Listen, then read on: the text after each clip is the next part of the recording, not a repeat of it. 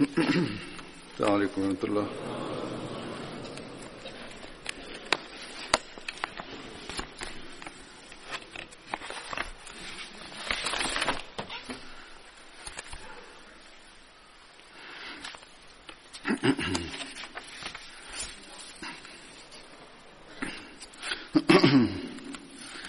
أشهد أن لا إله إلا الله وحده لا شريك له وأشهد أن محمدا عبده ورسوله أما بعد فأعوذ بالله من الشيطان الرجيم بسم الله الرحمن الرحيم الحمد لله رب العالمين الرحمن الرحيم مالك يوم الدين إياك نعبد وإياك نستعين اهدنا الصراط المستقيم صراط الذين أنعمت عليهم غير المغضوب عليهم ولا الضالين.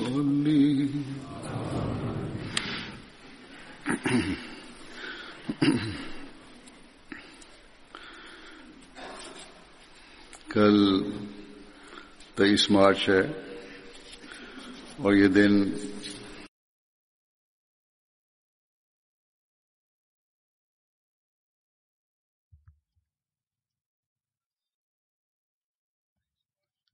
Demain sera le 23 mars, un jour commémoré au sein de la Jamaat Ahmadiyya comme la journée du Messie promis.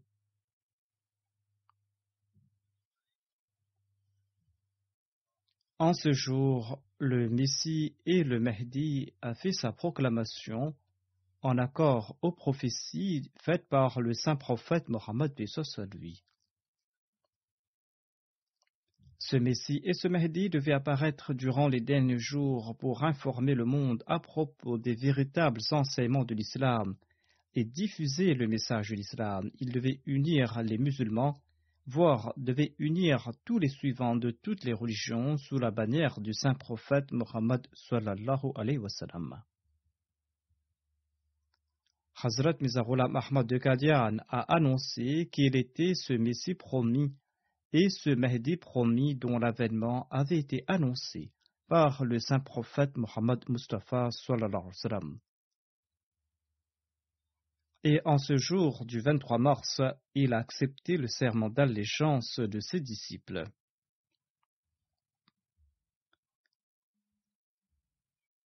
Pour le sermon d'aujourd'hui, je présenterai quelques dires du Messie promis d'Islam, des dires dans lesquels il évoque la nécessité de l'avènement du Messie promis d'Islam, la condition du monde ainsi que ses proclamations. Il y mentionne aussi plusieurs signes qui sont liés à son avènement. Dans un de ses couplets, le Messie promet l'Islam déclare « Le temps de l'avènement du Messie et de personne d'autre était venu. Si je n'étais pas venu, quelqu'un d'autre serait venu à ma place. »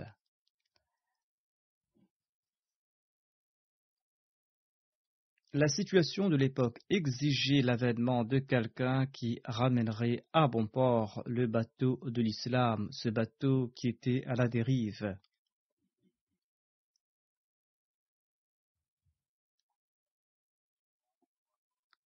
Malheureusement, la majorité des ulémas qui attendaient naguère impatiemment l'arrivée d'un Messie, eh bien la majorité de ces ulémas se sont opposés au Messie premier l'Islam après ses proclamations. La majorité d'entre eux se sont opposés à lui et ils ont colporté des mensonges à propos du Messie premier l'Islam aux masses musulmanes et ils lui ont attribué des faussetés. Ils avaient tant enflammé les esprits des masses musulmanes contre le Messie premier l'Islam et contre sa Jamaat qu'on a lancé des fatwas appelant au meurtre des Ahmadis. Jusqu'aujourd'hui, dans certains pays et dans certains lieux, on tue de manière barbare des Ahmadis. On en a laissé d'affreux exemples au nom de l'islam, autant d'actes inimaginables pour celui qui connaît l'islam véritablement. Ce sont autant d'actes qu'un véritable musulman n'osera commettre.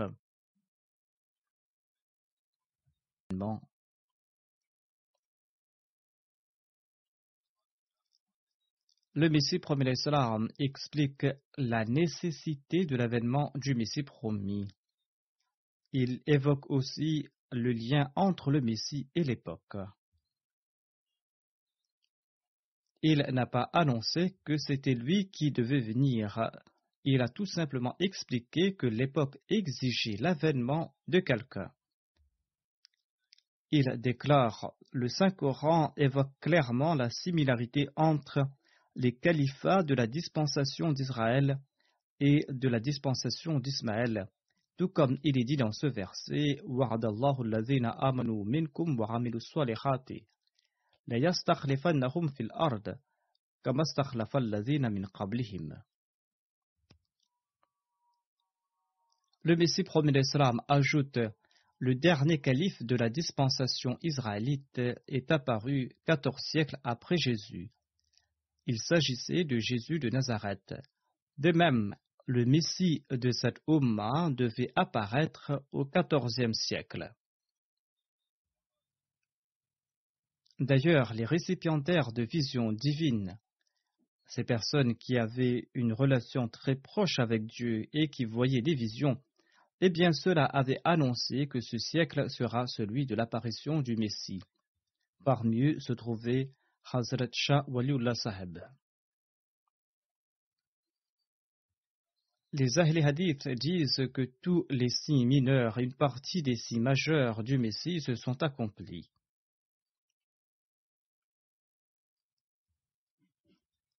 Or, ils se trompent à un certain point. Tous ces signes de l'avènement du Messie se sont accomplis et non pas une partie de ces signes.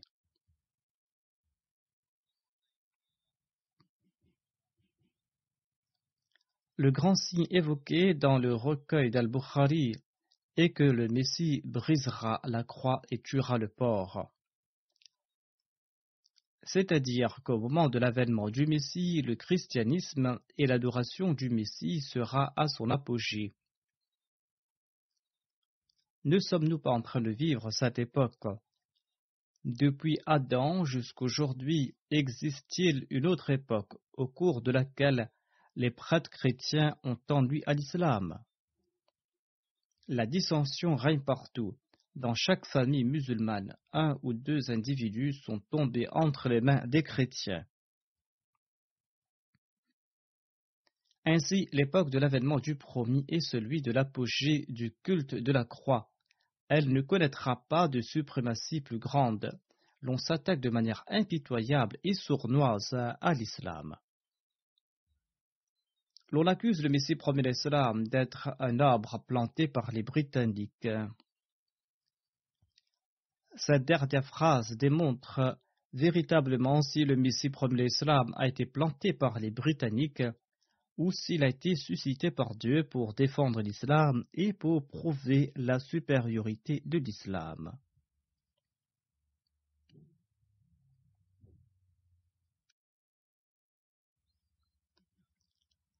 Le Messie promet l'Islam demande: existe-t-il un groupe d'adversaires qui n'ait pas usé de paroles outrancières ou d'insultes à l'endroit du saint prophète Mohammed paix soit lui?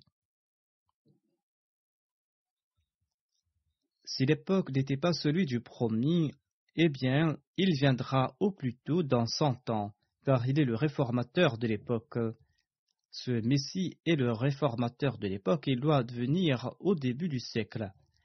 Existe-t-il en l'islam d'autres forces à même de répondre aux assauts des prêtres pendant un siècle? Leur suprématie atteint son apogée et celui qui devait venir est venu. À présent, il tuera le Dajjal en usant de tous ses arguments. Selon les hadiths, le Messie détruira les fausses croyances et non les populations et les suivants de ces religions. Et ceci s'est accompli.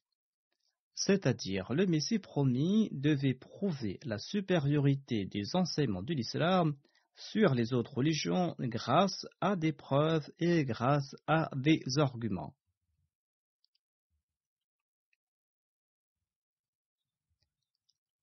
Il devait se présenter pour prouver la prééminence de l'islam sur toutes les religions.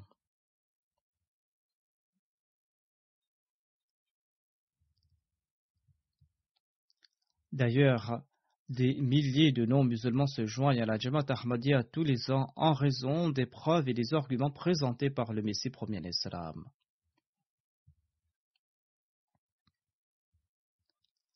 Ensuite, le Messie premier l'Islam a expliqué davantage la situation du monde ainsi que la nécessité du Messie premier l'Islam. Il déclare: si le sol est stérile, eh bien la pluie ne lui servira à rien. Au contraire, cette eau sera nuisible au sol. Si la terre n'est pas bonne, si elle est stérile, si elle est dure, eh bien l'eau causera plus de dégâts. C'est pour cette raison que la lumière céleste est venue du ciel, éclairant ainsi les cœurs. Soyez prêts à l'accepter et à en profiter. C'est-à-dire préparer le sol de vos cœurs afin qu'elle ne ressemble pas à cette terre inculte qui ne profite pas de l'eau.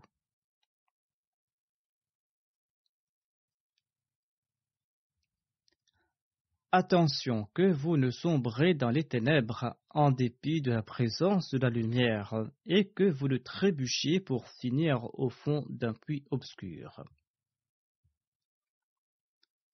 Attention qu'en dépit de la présence de cette lumière, vous ne sombriez dans les ténèbres et que vous ne finissiez au fond d'un puits obscur. Le Messie promet l'Islam explique: Allah l'exalté est plus bienveillant qu'une mère. Il ne souhaite pas que sa création parte à la perdition. Il vous ouvre les voies de la direction et de la lumière. Or, usez de votre perspicacité et purifiez vos âmes afin de les parcourir. L'on ensemence une terre après l'avoir labourée. De même, sans se purifier l'âme au prix de grands efforts et au prix de dur labeur, l'on ne recevra pas du ciel l'esprit purifié. Dieu a conféré en cette époque de grandes grâces. En faisant montre de son sens de l'honneur pour sa religion et en faveur du saint prophète Mohammed, paix soit lui, il a suscité parmi vous un homme qui vous invite vers cette lumière. Si les troubles et la corruption ne sévissaient pas, si l'on n'avait pas entrepris tant d'efforts pour effacer la religion, cela n'aurait pas fait de différence. Or, l'on tente de toutes parts de détruire l'islam. De partout, l'on s'attaque à l'islam. Toutes les nations se sont liguées pour cette cause. Toutes les nations se soucient de la destruction de l'islam et cela perdure jusqu'aujourd'hui. On tente de le détruire par un moyen ou par un autre. Le Messie prophète l'islam ajoute, d'après mon souvenir, évoqué dans mon livre Brahim Ahmadiyya, 60 millions de livres et d'écrits ont été publiés contre l'islam. Cela date de l'époque du Messie prophète l'islam, soit 125 ans ou 150 ans de cela. Le Messie prophète l'islam ajoute: il est fort étrange de constater que l'Inde compte 60 millions de musulmans et autant de livres ont été publiés contre l'islam. À l'époque, il y avait environ 60 millions de musulmans et aujourd'hui, ils sont environ 500 ou 600 millions, voire plus. Le Messie prophète l'islam déclare: même si l'on ne compte pas le nombre supplémentaire de livres publiés, cela signifie quand même que nos adversaires ont offert un livre contre l'islam à chaque musulman. Autant de livres ont été publiés qu'il existe de musulmans. Et aujourd'hui, par différents moyens, grâce aux médias, grâce aux réseaux sociaux, grâce à Internet et autres, cette tâche a pris plus d'ampleur. on a adopté de nouvelles méthodes. Le Messie prophète l'Islam ajoute « Chaque adversaire a offert un livre entre les mains de chaque musulman en Inde. » Sans le sens de l'honneur de Dieu et sans sa promesse de protéger le Coran, eh bien, l'islam aurait disparu depuis belle lurette, son nom aurait complètement disparu depuis longtemps. Or, il n'en sera pas ainsi, la main cachée de Dieu est en train de le protéger. Je suis fort triste de constater que d'aucuns se disant musulmans ne se soucient pas de l'islam autant qu'ils se soucieraient de leur mariage. Le Messie prophète l'Islam ajoute « J'ai souvent lu que les chrétiennes lèguent au moment de leur décès des sommes importantes pour la diffusion du christianisme. » À l'époque, les chrétiens, voire les chrétiennes consentaient à des sacrifices pour soutenir leur religion. Le Messie prophète l'Islam déclare « Nous constatons au quotidien leurs efforts pour diffuser la cause chrétienne. » Le Messie prophète l'Islam explique qu'à l'époque, des milliers de chrétiennes occidentales prêchent la cause chrétienne. Elles partent dans les maisons et partent partout dans les rues pour prêcher le message du christianisme et elles font tout pour saper la foi des musulmans. Or, je n'ai pas vu un seul musulman ayant légué ne serait-ce que 50 roupies pour diffuser le message de l'islam. Ils font certes des dépenses faramineuses lors des mariages ou lors d'autres coutumes mondaines. Cela perdure aujourd'hui. D'ailleurs, il n'existe aucune comparaison entre les prétendues dépenses faites pour la foi et celles pour les causes mondaines. Le Messie prophète l'Islam ajoute « Ces musulmans sont prêts à s'endetter pour faire des dépenses inutiles à foison. Or, ils n'offrent pas un seul sou pour la cause de l'islam. L'état des musulmans est des plus déplorables. Aujourd'hui, la situation de la majorité des musulmans est ainsi, quoiqu'il y a des améliorations dans certains lieux. Mais comme je l'ai dit, ils n'offrent pas un millionième pour la cause religieuse, ce qu'ils dépensent pour assouvir leurs désirs. Le Messie prophète l'Islam décrivait l'état des musulmans à l'époque où il avait fait ces déclarations. Certes, une partie des musulmans se sont tournés vers l'islam, mais ils se limitent à maintenir vivant la pratique de l'islam. Dans une certaine mesure, ils pratiquent l'islam, ils veulent pratiquer l'islam et ils remplissent leurs mosquées de fidèles, mais ils ne font rien pour diffuser le message de l'islam. Les prétendus efforts qu'ils font se limitent à des actes extrémistes et à diffuser le message de l'islam par la force. Divers groupes ont été formés à cet effet, où ils se liguent contre la Jamaat du Messie prophète l'Islam. Aujourd'hui, sachez-le, l'islam se répandra par l'entremise de celui qui a été suscité par Dieu. Tel est le décret d'Allah. Allah et son envoyé ont aussi mentionné des signes concernant le Messie promis. Il ne s'annoncera pas sans se présenter. Le Messie promis l'Islam, Hazrat Mizahullah Muhammad, affirme à cet égard. Un des signes du promis sont les éclipses du soleil et de la lune au cours du mois du Ramadan. Ceux qui se moquent des signes d'Allah se moquent en fait de la personne même de Dieu. L'apparition de ces éclipses après s'être annoncé Mahdi n'est pas un signe susceptible d'être forgé de toutes pièces. Cet événement n'était pas fortuit, ce n'était pas une leurre ou ce n'était pas un événement monté de toutes pièces. Il n'y a pas eu pareille éclipse dans le passé. Ce fut un signe grâce auquel Allah l'exalté invite le monde entier. Les Arabes, ayant vu ce signe, ont témoigné de sa véridicité. Ces éclipses ont invité vers le promis les habitants de ces contrées qui n'avaient pas reçu mes écrits. Ceci est un signe divin, un signe exempt de toute machination humaine. Tout philosophe, après mûre réflexion, conclura que les signes ayant apparu le prétendant de ce signe doit certainement être présent.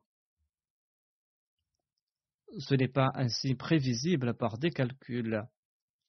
Il est dit que ce signe apparaîtra après que le Mahdi et le Messie se sera annoncé. Le saint prophète Mohammed a aussi déclaré qu'il n'y aura pas d'événement similaire depuis la création d'Adam jusqu'à l'avènement de ce Mahdi. Je suis prêt à accepter le contraire si quelqu'un me le prouve en citant l'histoire. Le Messie prophète ajoute que l'étoile Dhu Sinin fait aussi partie de ces signes. Il s'agit de ces étoiles ayant apparu durant les années passées. L'étoile apparue durant les jours où les années du Messie de Nazareth est apparue de nouveau. Du ciel, elle annonçait aux Juifs l'avènement du Messie. D'ailleurs, le Saint-Coran annonce aussi « Wa idhal isharu uttilat, wa idhal wuhushu hushirat, wa idhal biharu sujjirat, wa idhal nufusu zuwijat, wa idhal maw'udatu su'ilat bi ayyi dhanbin qutilat. » Il s'agit là de prophéties faites par le Saint-Coran. Ces versets annoncent que des animaux sauvages seront réunis. Cela a plusieurs interprétations, cela signifie notamment la création des eaux. Ensuite, l'éducation sera à la portée de tous. Cette prophétie signifie aussi que des autochtones seront anéantis par diverses nations.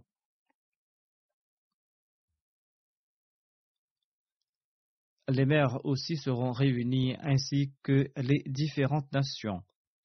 Il existe aujourd'hui des moyens de communication fort commodes. L'on peut contacter n'importe où, n'importe qui en une seconde. Et l'on remettra en question les injustices commises contre les femmes à l'époque ainsi que la privation de leurs droits. La femme lésée demandera quel crime a-t-elle commis pour mériter la mort. Des écrits seront diffusés. Il s'agit là de la presse et des médias. Tout cela prouve que nous vivons à l'époque du Messie premier l'Islam. Il existe des prophéties à cet égard dans le Saint-Coran. Le Messie premier l'Islam ajoute « Les chameaux seront abandonnés. À l'époque du Messie, les modes de transport anciens seront remplacés par des modes de transport efficaces. » Cette prophétie évoque l'avènement du chemin de fer. En accord à cette prophétie, aujourd'hui, un chemin de fer est opérationnel entre Médine et la Mecque. Le Messie prophète l'Islam explique que d'aucuns croyaient que ces versets s'appliquent au jour du jugement dernier.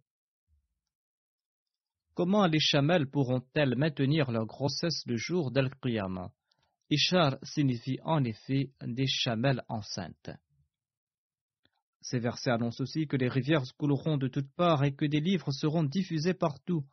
Tous ces signes s'appliquent à cette époque. Le Messie prophète l'Islam présente d'autres arguments après avoir soulevé la question du lieu de l'avènement du Messie. Il explique « Sachez que le Dajjal doit apparaître à l'est, c'est-à-dire dans notre pays. » L'auteur de l'ouvrage Hujjajul Kirama écrit que les troubles de l'Antéchrist apparaîtront en Inde. Évidemment, le Messie doit venir là où sera suscité le Dajjal, et le nom de son village sera Qada, une abréviation de Qadian. Probablement, il existe au Yémen un village de ce nom. Il se peut qu'il y ait au Yémen un village de son nom. Mais sachez que le Yémen se trouve au sud du Hejaz et non pas à l'est. D'ailleurs, il se trouve une indication subtile voulue par le décret divin dans mon nom. Mon nom, Ghulam Ahmad Qadiani, selon le décompte Abjad, donne le chiffre 1300. Selon le décompte dit Abjad, le nom Ghulam Ahmad Qadiani donne le chiffre 1300. C'est-à-dire qu'un imam portant ce nom apparaîtra au cours du XIVe siècle. Et c'est ce qu'a voulu indiquer le saint prophète Mohammed à lui. Le Messie promet l'Islam explique que les différentes calamités frappant ce monde font aussi partie de ces signes. Les calamités célestes ont frappé sous forme de la famine, de la peste et du choléra. La peste était ce châtiment dangereux qui avait ébranlé le gouvernement. En effet, la peste avait causé de grands dégâts durant 5 ou 6 ans. Et si elle avait pris de l'ampleur, eh bien, elle aurait détruit le pays tout entier en raison de sa virulence. Parmi les calamités terrestres se trouvent les guerres et les tremblements de terre qui ont détruit des pays tout entiers. Ces guerres perdurent jusqu'aujourd'hui. L'envoyé divin devrait aussi prouver sa véridicité par des signes célestes. Parmi se trouve le signe de l'Ikram. Il s'agit d'un duel qui avait duré plusieurs années. Durant 5 ans, les adversaires se sont affrontés à coups d'annonces et j'avais annoncé partout qu'il s'agissait d'une lutte contre l'Ikram. On a très peu d'exemples d'une publicité d'une si grande envergure que celle de ce duel entre moi et l'Ikram. La prophétie ne s'est-elle pas accomplie telle qu'elle? Existe-t-il d'exemples similaires? Demande le Messie promet l'Islam. Plusieurs jours avant la tenue de la grande conférence sur les religions, j'avais annoncé qu'Allah avait révélé que mon discours primera. Ceux qui avaient participé à cette grande conférence peuvent réfléchir à ce propos. Était-il possible de prédire ou de déduire à l'avance la victoire lors de pareilles rencontres? La prophétie qu'il avait faite au sujet de son ouvrage La philosophie des enseignements de l'islam s'est accomplie. Je vous présente à cet effet un extrait tiré d'un journal de l'époque nommé General Gohar Asifi de Calcutta. L'article dit: il est certain que si l'exposé de Mirza Saheb n'a pas été présenté, eh bien les musulmans auraient été déshonorés par rapport aux autres religions. Sans l'intervention divine, la religion de l'islam n'aurait pas eu le dessus. Et grâce à l'exposé de Mirza Saheb, la gloire de l'islam a été établie. Amis et adversaires ont reconnu d'une seule voix la supériorité de son exposé sur les autres. Il s'agit là d'une déclaration d'un journal non-ahmadi en citant d'autres non-ahmadis. D'innombrables journaux ont écrit la même chose. Le Messie promet l'Islam déclare: les témoignages prouvant que je suis un envoyé divin abondent. Premièrement, il y a les signes internes. Deuxièmement, il y a les signes externes. Troisièmement, il y a les hadiths authentiques sur l'arrivée d'un réformateur au début du siècle. Quatrièmement, il y a la prophétie du Saint-Coran. Certainement, nous avons révélé le Coran et certainement, nous en serons le protecteur. Cinquièmement, il y a le grand témoignage concernant le califat évoqué dans la sourate Nour. Allah déclare dans cette sourate que j'ai mentionnée auparavant: وَعَدَ اللَّهُ الَّذِينَ آمَنُوا مِنكُمْ وَعَمِلُوا الصَّالِحَاتِ لِيَسْتَخْلِفَنَّهُمْ فِي الْأَرْضِ كَمَا اسْتَخْلَفَ الَّذِينَ مِنْ قَبْلِهِمْ. Selon cette promesse de succession, les califes apparaissant au sein de l'umma du saint prophète, paix soit lui, ressembleront au premier calife. De même, le Coran affirme que le saint prophète ressemble à Moïse. Il est dit: Inna arsalna ilaykum rasula shahidan alaykum kama arsalna ila fir'auna rasula. Le saint prophète, paix soit lui, ressemble à Moïse en accord à la prophétie biblique faite dans Deutéronome. Le terme Kama, utilisé dans ce verset précité, est aussi mentionné dans la sourate An-Nur. Cela démontre qu'il existe une parfaite ressemblance entre la dispensation de Moïse et la dispensation du saint prophète. Jésus était le dernier calife de la dispensation de Moïse, et d'ailleurs il est apparu 14 siècles après Moïse. Cette ressemblance exige au moins qu'un calife apparaisse au cours du 14e siècle et qu'il ressemble au Messie dans ses pensées et dans ses actes. Même si Allah n'avait pas présenté d'autres témoignages de soutien, eh bien cette chaîne de ressemblance exigera tout au moins qu'apparaisse le reflet de Jésus au sein de l'umma du saint prophète Mohammed, paix soit sur lui. Sinon, cette ressemblance sera imparfaite et sera faible, qu'Allah nous en préserve. Or, Allah a certifié cette ressemblance et Allah l'a soutenue, voire il a prouvé que le sosie de Moïse est en fait supérieur à Moïse et à tous les autres prophètes. C'est-à-dire que le saint prophète, paix soit sur lui, est supérieur à tous les autres prophètes. Jésus le Messie n'a pas apporté de nouvelle charia. Il était venu parachever la Torah. De même, le Messie de la dispensation de Mohammed sallallahu alayhi wa sallam n'a pas apporté de nouvelle charia. Il est venu augurer la renaissance du Coran. Il est venu diffuser son message et il est venu parachever la transmission de sa direction.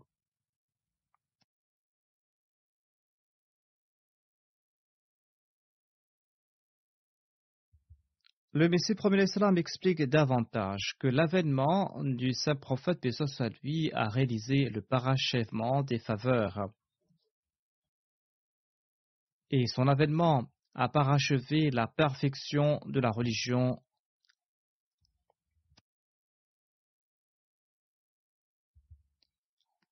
Et cette perfection s'est accomplie de deux manières.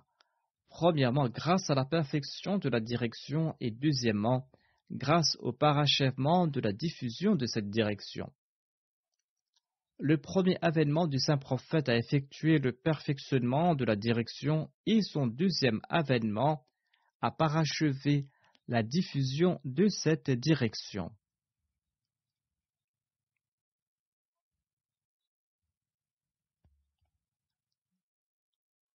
La diffusion du message devait s'accomplir à cette époque lors de son deuxième avènement. Le verset Wa akharina minhum de la sourate Al-Jumu'ah mentionne l'émergence d'une autre nation grâce aux faveurs du saint prophète paix soit sur lui et son enseignement. Il est évident qu'il s'agit ici de son deuxième avènement sous une forme spirituelle. Ceci est en cours et cette époque est celui du parachèvement de la diffusion de la direction. C'est pour cette raison que nous voyons en place l'existence des moyens pour la diffusion. Les imprimeries foisonnent et tous les jours il y a de nouvelles inventions à cet égard.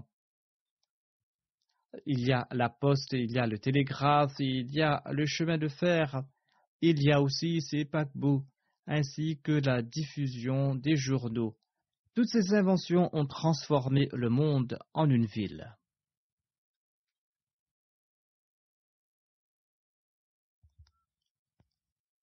Ces progrès sont en fait les progrès du saint prophète Mohammed paix soit sur lui, car ces progrès favorisent la diffusion complète de sa direction.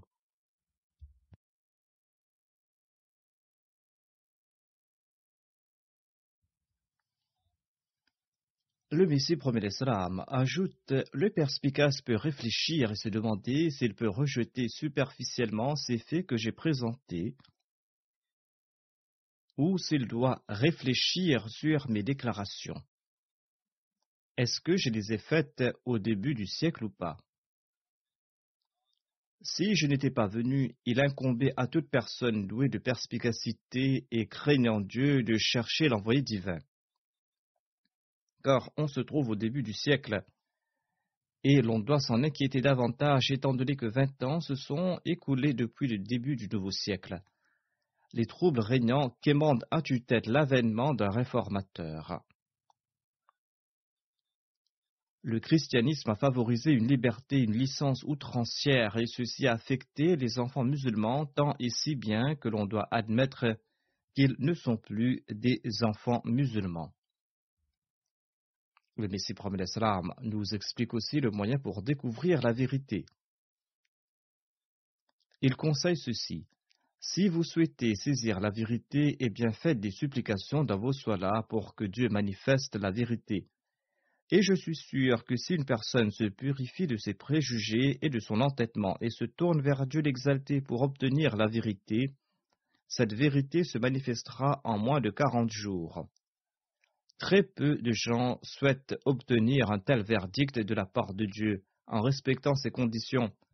Et c'est pour cette raison que dû à leur manque de discernement et en raison de la préjugé ou de la bigoterie, ils rejettent l'envoyé de Dieu et ils perdent la foi. Si l'on ne croit pas dans le wali, cela signifie nier le prophète. Et ainsi, on rejette Dieu quand on rejette le wali. Et en fin de compte, on perd la foi complètement. Après avoir présenté ces quelques écrits du Messie promis d'Islam, je vous présente quelques récits rapportés à son sujet par Hazrat Muslim Maud radhiyallahu anhu. Il déclare que la Jamaat progresse lorsque l'opposition prend de l'ampleur. Lorsque l'opposition prend de l'ampleur, le soutien miraculeux de Dieu s'accroît aussi. Lorsqu'un Ahmadi informait le Messie promis d'Islam qu'il y avait une forte opposition dans sa région, eh bien le Messie promis d'Islam répondait que c'était là un signe de leur progrès. Ainsi, là où il y a de l'opposition, la Jamaat progresse, car nombre de personnes qui ne connaissaient pas la Jamaat entendent parler d'elle grâce à cette hostilité. Ainsi, petit à petit, ils sont intéressés par les ouvrages de la Jamaat, et lorsqu'ils lisent les ouvrages de la Jamaat, eh bien, la vérité conquiert leur cœur. Un jour, quelqu'un prêta allégeance au Messie promis d'Islam. Après la Bayra, le Messie promis d'Islam a demandé à cet invité qui lui avait prêché le message de l'Ahmadiyya. Le visiteur répondit spontanément que c'était Maulvi Sanaullah, un farouche détracteur du Messie promis d'Islam, qui lui avait prêché le message de l'Ahmadiyya. Le Messie promis d'Islam lui a demandé comment cela. L'invité a déclaré que je lisais les journaux et les écrits de Maulvi Sanaullah, et j'ai constaté qu'il était fort hostile à l'égard de la Jamaat Ahmadiyya. Un jour, j'ai décidé de lire les ouvrages de la Jamaat Ahmadiyya, et c'est ainsi que j'ai découvert la vérité et j'étais prêt pour le serment d'allégeance.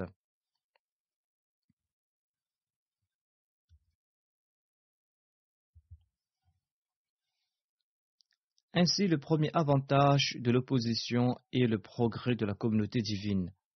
Cette opposition guide de nombreuses personnes dans la bonne direction, dit le Muslim Maud. Le Muslim Maud explique aussi, en citant le cas du Messie promis d'Islam, comment les prophètes réagissent face à l'hostilité. Il a cité en premier lieu l'État égyptien qui était fort puissant à son époque. Pharaon, le chef de l'État égyptien, était fort orgueilleux de sa puissance. Moïse n'avait aucune importance face à la puissance de Pharaon.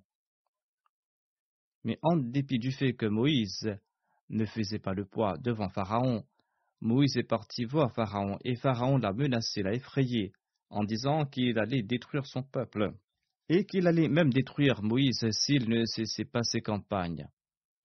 Mais Moïse n'a pas cessé ses campagnes. Il a répondu à Pharaon qu'il transmettrait coûte que coûte le message que Dieu lui a demandé de transmettre au monde. Aucune force au monde ne pourra m'empêcher de transmettre ce message, a-t-il répondu. Il en fut de même pour Jésus, alayhi salam, il en fut de même pour le saint prophète Mohammed, paix soit sur lui, et nous avons constaté la même chose chez le Messie promis, alayhi salam. Toutes les nations s'étaient liguées contre lui. L'État aussi était contre le Messie promis, alayhi salam, quoique l'opposition de l'État avait diminué en intensité vers la fin de sa vie. Des nations tout entières, les suivants de toutes les religions, les mollahs et les prétendus héritiers des saints, tous s'étaient ligués contre le Messie promis, alayhi salam. Les masses populaires ainsi que les riches et les élites étaient aussi ses ennemis. En somme, il était au centre d'une tempête d'opposition. Certains ont tenté de ramener le Messie promis, alayhi salam, à la raison. Se posant pour ami, d'aucuns lui ont demandé de diluer un tant soit peu ses proclamations. Certains lui ont conseillé que s'il laissait tomber tel ou tel aspect de ses proclamations, tout le monde se joindrait à sa Jamaat. Or, le Messie promis, alayhi salam, ne s'est soucié de personne et n'a cessé d'annoncer ses proclamations. Ceci a soulevé un tollé, d'aucuns ont été tabassés, d'autres ont été tués, en dépit de toutes ces souffrances qui perdurent jusqu'à présent, en dépit du fait qu'il n'avait point en apparence la force pour se défendre contre un monde disposant de grands moyens, il n'a pas cessé son combat. Le Messie promet l'Islam, Hadrat Muslim Maud déclare, le Messie promet l'Islam avait relaté à maintes reprises que le prophète est à l'exemple de cette vieille femme que l'on disait un peu folle et que les enfants du village aimaient taquiner lorsqu'elle sortait de chez elle. Ses enfants se moquaient d'elle, ses enfants la tourmentaient. Et la vieille, quant à elle, les insultait et les maudissait. Un jour, les villageois ont tenu conseil et ont conclu que cette vieille femme est persécutée et elle est tourmentée sans raison par les jeunes du village. Toute persécutée, elle maudit ses enfants. Attention que ces malédictions soient exaucées. D'où la nécessité de mettre fin aux méchancetés des jeunes, afin qu'ils ne la tourmentent pas, afin qu'elle ne les maudisse pas. Après ce conseil, ils ont décidé d'enfermer leurs enfants à la maison le lendemain. Et le lendemain, tous les parents ont dit à leur fils qu'ils ne pourraient pas sortir. Et par précaution, les parents ont aussi enchaîné leur porte principale. La folle est sortie le matin venant et elle a parcouru les rues à droite et à gauche, mais n'a pas rencontré un seul jeune. Naguère, un tel lui tirait les vêtements, un autre l'a pincé, un autre l'a poussé, un autre était cramponné à sa main ou un autre était en train de se moquer d'elle. Mais ce jour-là, elle n'a vu personne. Elle a attendu jusqu'à l'après-midi. Ne voyant aucun garçon sortant de sa maison, elle est partie dans les épiceries et a demandé. Elle a demandé, votre maison s'est-elle effondrée aujourd'hui? Votre enfant est-il mort? Que se passe-t-il? Je ne vois personne. Quand elle a répété ces questions chez chaque épicier, ils se sont dit que si la folle les insultera, quelles que soient leurs actions, eh bien, laissez sortir les enfants. Le Messie premier l'Islam disait que l'état du prophète ressemble de près à cette folle. Le monde se moque de lui, le tourmente, le persécute. Le monde le tourmente tant qu'il rend sa vie difficile. D'aucuns se disent que cette persécution doit cesser. Mais le prophète aussi ne peut abandonner le monde. Et quand le monde ne tourmente pas le prophète, eh bien, le prophète le secoue, le réveille, afin que le monde se tourne de nouveau vers lui, afin que le monde l'écoute d'une manière ou d'une autre. Ainsi, grâce à cette opposition, des gens de bonne nature se manifestent.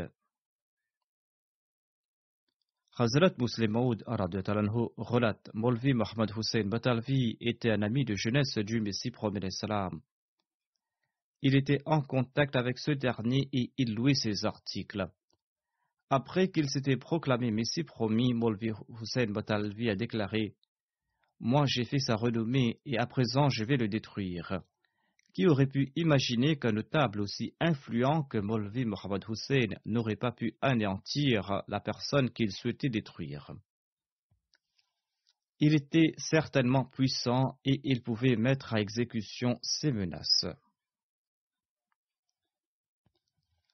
D'ailleurs, certains parents du Messie premier l'Islam avaient annoncé dans les journaux que le Messie premier l'Islam avait en fait lancé un commerce en fondant cette communauté. Personne ne devait s'intéresser de sa personne, et ils ont tenté d'effaroucher le monde entier.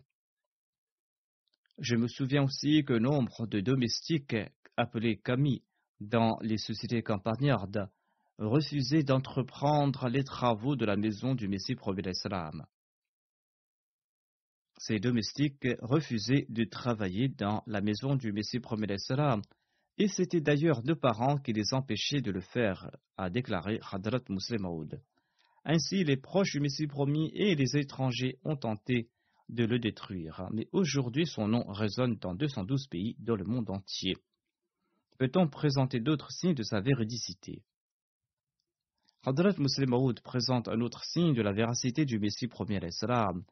Il déclare: Dieu a fait naître le Messie premier salam en nous. Sa personne est pour nous un signe évident. Celui qui s'est assis en sa compagnie a vu les signes de la véracité du Coran et du saint prophète Mohammed paix soit lui, et rien ne pourra l'éloigner de l'islam. Un juge hindou fut chargé du procès intenté par Karamdin bin à l'encontre du Messie promis. Les hindous de l'arrière-samaj lui avaient demandé de le condamner coûte que coûte, et le juge avait fait cette promesse de le faire. Tout inquiet, Khaja Kamaluddin est venu voir le Messie promis salam qui se trouvait à Gurdaspur pour le procès. Khaja Kamaluddin a déclaré: la situation est très inquiétante. Le juge a promis aux Aryas, aux hindous, de vous punir.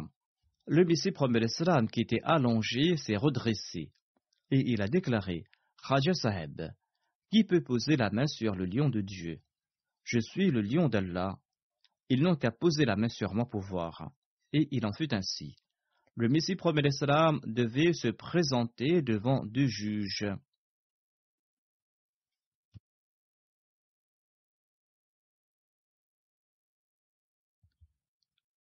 Le Messie promet salam devait se présenter devant deux juges, et tous les deux ont eu une sévère punition. Le premier fut destitué et le fils du deuxième s'est noyé. Son père était devenu presque fou en raison de la tristesse causée par sa mort. Cet incident a eu un tel effet sur le père, dit le deuxième calife, qu'un jour, à la gare de Ludhiana en partance pour Delhi, ce juge m'a demandé en toute humilité de prier pour qu'Allah lui accorde de la patience, car il avait commis de grandes fautes. J'ai peur d'être frappé par la folie, a dit le juge. Priez pour qu'Allah protège mon deuxième fils et qu'Allah me protège moi-même de la destruction en raison de mes méchancetés à l'encontre de la personne du Messie premier salam. C'est ainsi que la parole du Messie premier salam s'est accomplie, à savoir qui pourra poser la main sur le lion d'Allah, et les hindous aryasamadistes ont échoué dans leur complot. Hadrat Muslim Maud relate un incident intéressant concernant un certain Nizamuddin, qui était l'ami commun du Messie premier salam et de Mohammed Hussein Batalvi. Le dit Nizamuddin avait accompli le Hajj à cette reprise et il était de tempérament jovial. Grande fut sa peine quand Maulvi Mohammed Hussein Batalvi qualifia dans une fatwa le Messie premier salam de kafir, après que ce dernier s'était proclamé envoyé de Dieu, car il était convaincu de la piété du Messie premier salam. Il résidait à Ludhiana et il blâmait tous ceux qui conspuaient le Messie premier salam en leur répétant sans cesse: allez étudier de près la personnalité de Mirza Saheb. Il est d'une grande piété. J'ai vécu en sa compagnie. Quand on lui explique un fait à la lumière du Saint-Coran, il l'accepte sur le champ. Il n'est point un fourbe. Si on lui explique le Coran à l'appui que ses prétentions sont fausses, eh bien je suis certain qu'il l'admettra.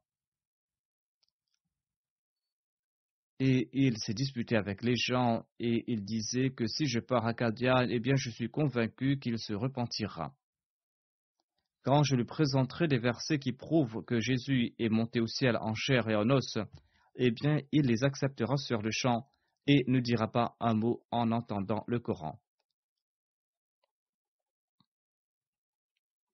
Un jour, il est parti pour Qadian, et dès son arrivée, il a rencontré le Messie premier salam, et il lui a demandé: avez-vous abandonné l'islam? Avez-vous rejeté le Coran? Comment cela? Je crois dans le Saint-Coran, l'islam est ma religion, a répliqué le Messie premier salam. Alhamdulillah, je n'ai cessé de répéter aux autres que vous ne pouvez abandonner le Coran, dit Nizamuddin. Si je vous montre des centaines de versets qui prouvent la montée physique au ciel de Jésus-Christ, seriez-vous prêt à les accepter? Le Messie premier salam a répondu: pourquoi parler de centaines de versets? Montrez-moi un seul, et je l'accepterai sur le champ. Alhamdulillah, a dit Nizamuddin, je disais aux autres qu'il est point difficile de vous convaincre. Les gens font beaucoup de bruit pour rien. Si je vous montre 100 de versets prouvant que Jésus est toujours en vie, est-ce que vous allez les accepter? Le Messie premier l'Islam a répondu, je viens de vous dire à l'instant que si vous me montrez un seul verset, je l'accepterai tout de suite. Respecter 100 versets du Coran revient à respecter un seul verset du Coran. Il n'est point question ici de 100 ou d'un seul verset. Ne parlons plus de 100, a dit Nizamuddin. Si je vous présente 50, est-ce que vous allez promettre d'abandonner votre déclaration?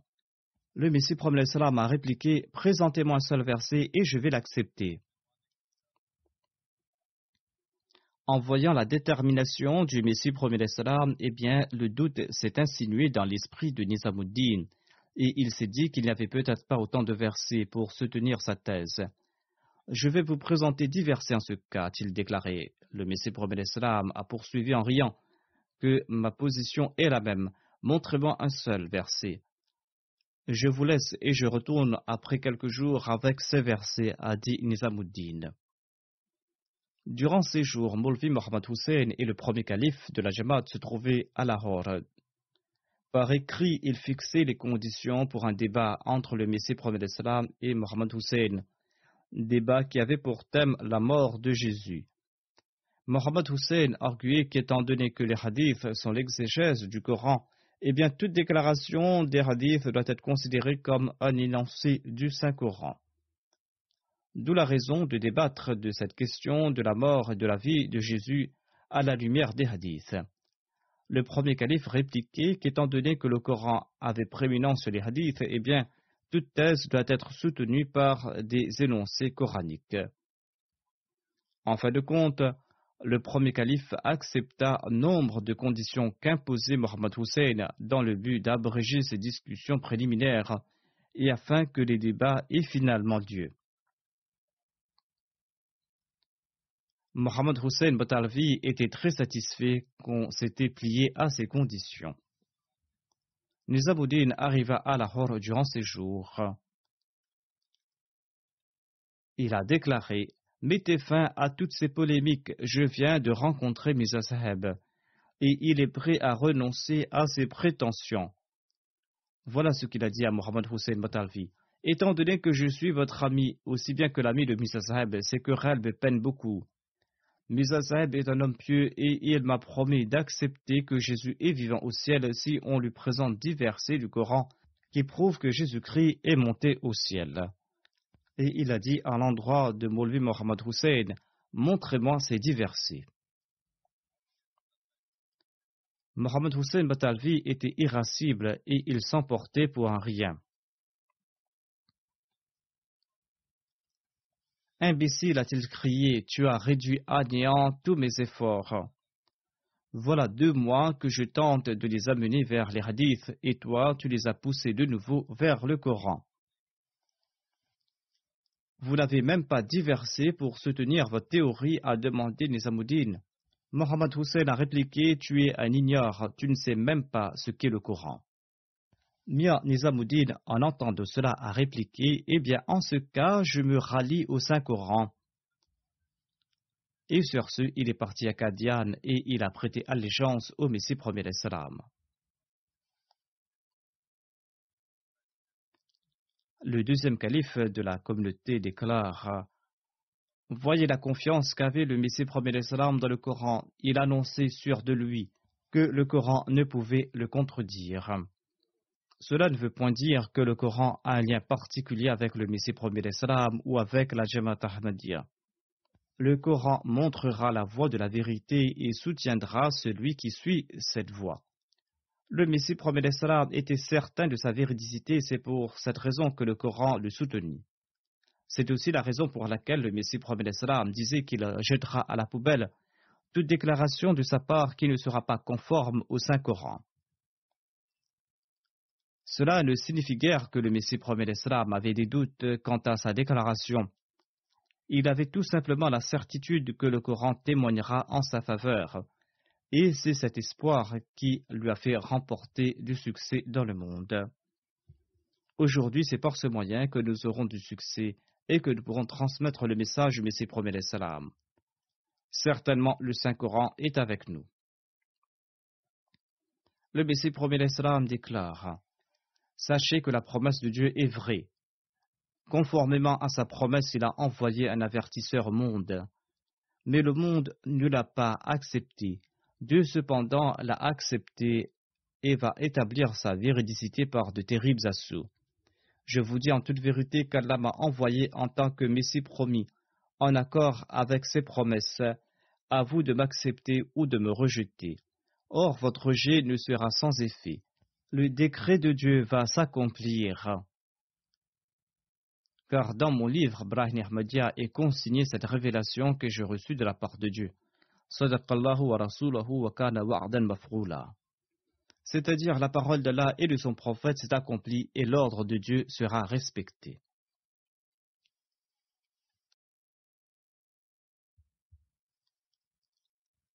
Je souhaite à présent dire quelques mots au sujet de l'attentat qui a eu lieu en Nouvelle-Zélande vendredi dernier.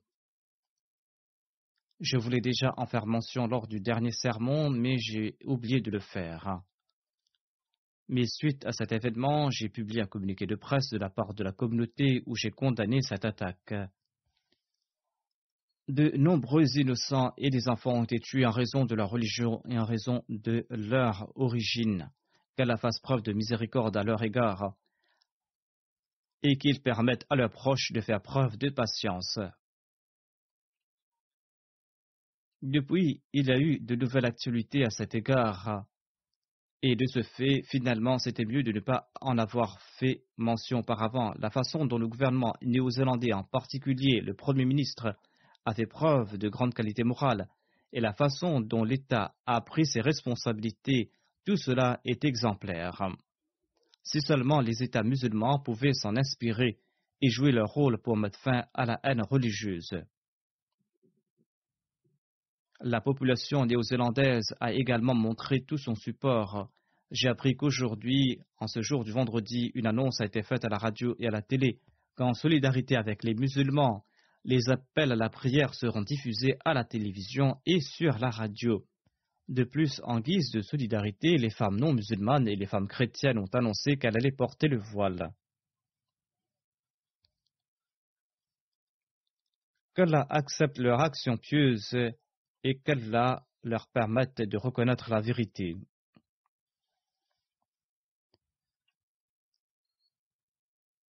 De nombreux musulmans qui se trouvaient dans ces mosquées sont tombés en martyrs.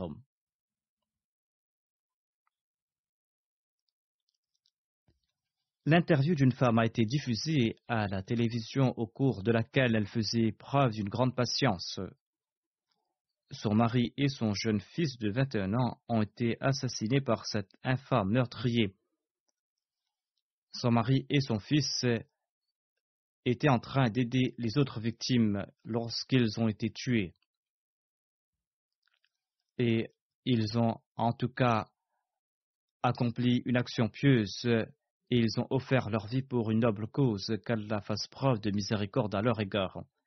Il s'agit d'un événement très tragique et les musulmans locaux ont fait preuve d'une grande patience. Et d'ailleurs, c'est ce qu'on attend de la part d'un véritable musulman.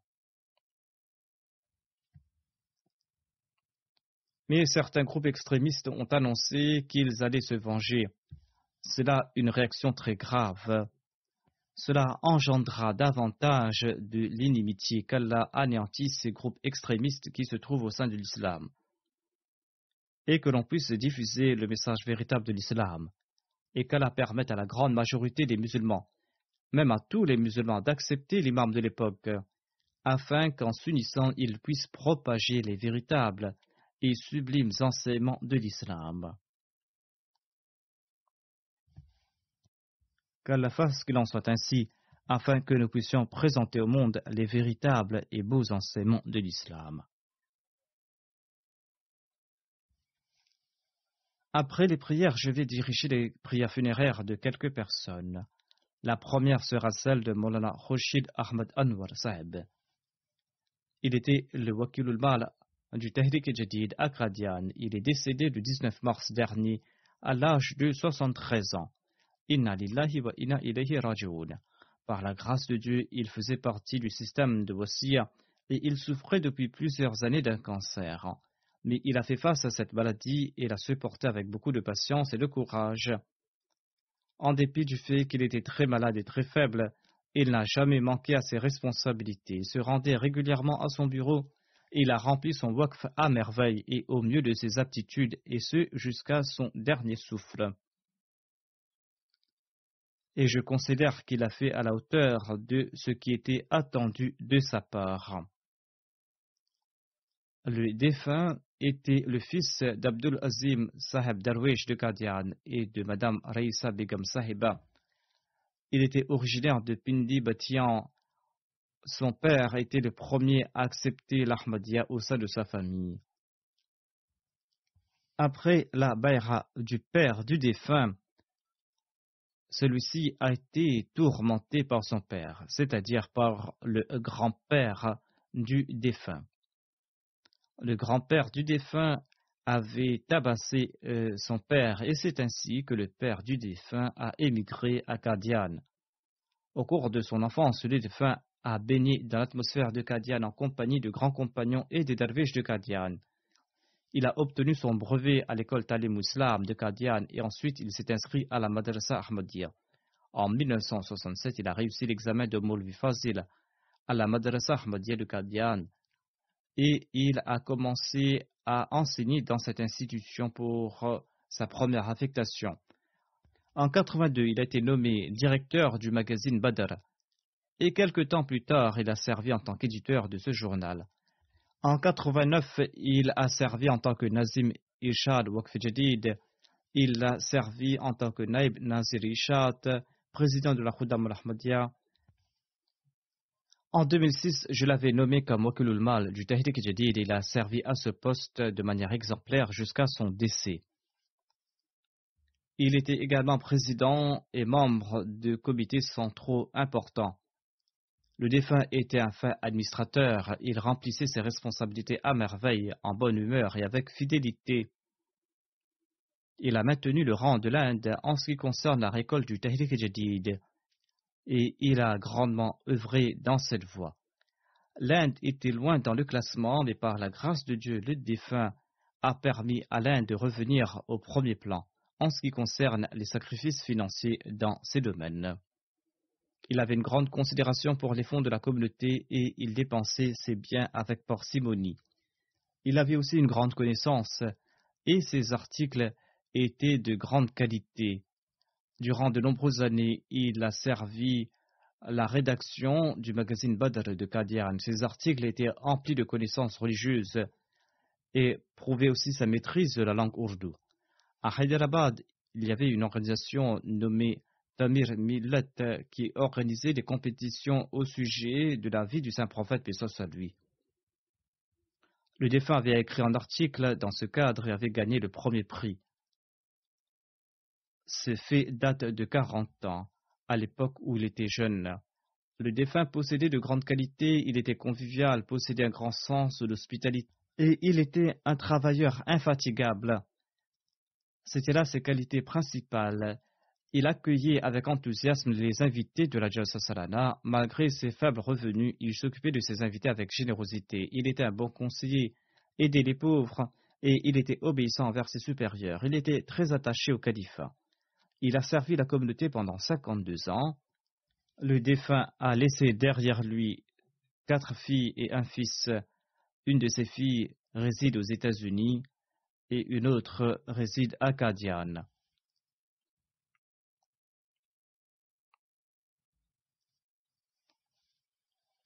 Son beau-fils Khalid Ahmad al-Adin a écrit ceci. Durant les jours de sa maladie, à chaque fois que je lui demandais de se reposer, le défunt répondait « Mon souhait est de servir jusqu'à mon dernier souffle, et ensuite de me présenter devant Allah. » Et il a respecté ce serment.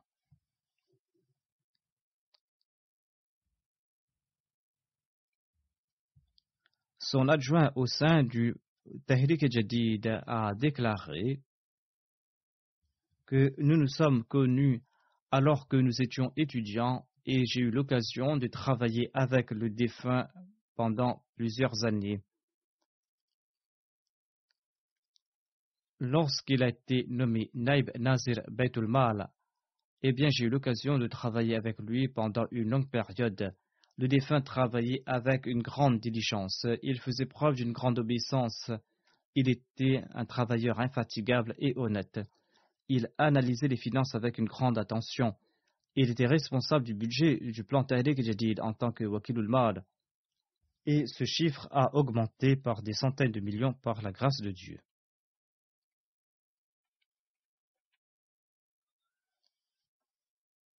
Qu'Allah exalte son rang et qu'il permette à ses enfants de perpétuer ses actes de piété. La deuxième prière funéraire sera celle de Tahir Hussein Munshi Saheb, qui était l'amir adjoint des îles Fidji. Il est décédé le 5 mars dernier à l'âge de 72 ans. C'est à Allah que nous appartenons et c'est à lui que nous retournerons. Il était un ancien serviteur de la Jamaat de Fidji. Il a eu l'opportunité de servir la Jamaat en tant qu'amir adjoint. Il était quelqu'un de pieux et il priait beaucoup. Il était sincère et fidèle. Il était un moussi et il avait réglé la somme correspondant à sa hissa jaidad au cours de son vivant. Il laisse derrière lui un fils et une fille qui ne sont pas Ahmadis. Par la grâce de Dieu, il avait un grand renom dans le département de l'éducation aux îles Fidji. Il était le principal d'un collège, il a servi au ministère de l'Éducation en tant qu'officier principal et il a été promu par la suite au poste d'adjoint au directeur de l'Éducation. Il a pris sa retraite à ce poste en 1999. L'État l'a employé de nouveau par la suite et il était employé dans le comité de la comptabilité publique où il a servi pendant plusieurs années. Par la suite, il a quitté ce poste lorsqu'il est tombé malade. Hamid Hussein Saeb, le président de la Jamaat de Nasser Banga, déclare concernant le défunt que la première affectation de Munshib Saeb était à l'école primaire de Nasser Banga. J'étais le secrétaire de l'école et nous sommes devenus amis. Malgré le fait qu'il était opposé contre la Jamaat, il écoutait le message de l'Ahmadiyya et il débattait à ce sujet. Il était un sunnite et lorsqu'il invitait ses imams à débattre, il refusait et cela ne le plaisait guère. Par la suite, Allah a répandu sa grâce sur lui et il a pu embrasser l'Ahmadiyya et il a accepté l'imam de l'époque. Hamid Hussein ajoute: un jour, Munshi Saheb est revenu de Qadian et il m'a informé qu'il avait beaucoup prié pour moi. Il m'a dit: j'ai beaucoup prié pour vous dans la bête de doigt, car Allah l'exalté m'a conféré ce statut par votre intermédiaire. Il a eu l'opportunité d'accepter l'Ahmadiyya par son intermédiaire et lorsqu'il a visité Beit al-Doua, il a prié pour lui en disant qu'il lui avait rendu un grand service en le présentant le message de l'Ahmadiyya. Seul un Ahmadi peut avoir l'idée de faire pareille supplication pour celui qui a rendu un service. Le quatrième calife l'avait nommé comme amir adjoint des îles Fidji. Le missionnaire Naïm Iqbal Saheb écrit ceci: le défunt était une personne très fidèle et avait une relation d'une grande fidélité avec le califat. Il enjoignait également les autres à respecter le califat et il faisait preuve d'obéissance envers le califat. Il était lui-même exemplaire en cela. Lorsqu'il avait un désaccord sur un point, mais qu'il apprenait par la suite que le calife avait statué différemment, il changeait aussitôt son point de vue. La troisième prière funéraire sera celle de M. Moussa Sikasso Saheb qui habitait au Mali. Il est décédé le 15 février dernier. Inna lillahi wa inna ilayhi raji'un. Il était un brigadier de l'armée. Il a appris au sujet de l'Ahmadiyya à travers un magazine de la Jamaat et par la suite il était très souvent en contact avec le missionnaire de la région de Sikasso. En novembre 2012, il a accepté l'Ahmadiyya en 2013 lors du lancement de la radio Ahmadiyya dans la ville de Sikasso. Il a été nommé le directeur et il a également été nommé président de la Jamaat. Après le lancement de la station radio, il a fait face à une vague d'opposition dans la région et il a fait preuve d'une grande sagesse, une grande patience et il a pu trouver des solutions à tout problème. Il a contacté les autorités concernées, leur a présenté le message de la Jamaat et en 2016, il servait dans l'Amla nationale en tant que secrétaire des affaires publiques. Après la Bayra, il s'est dédié pour servir la Jamaat. Il était régulier dans les prières en congrégation et dans la prière Tahajjud.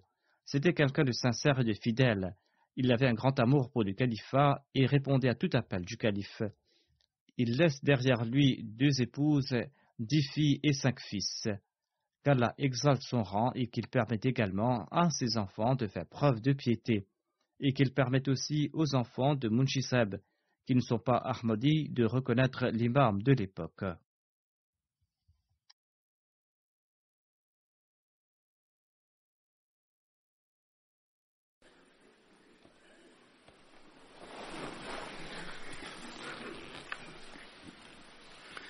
Alhamdulillah,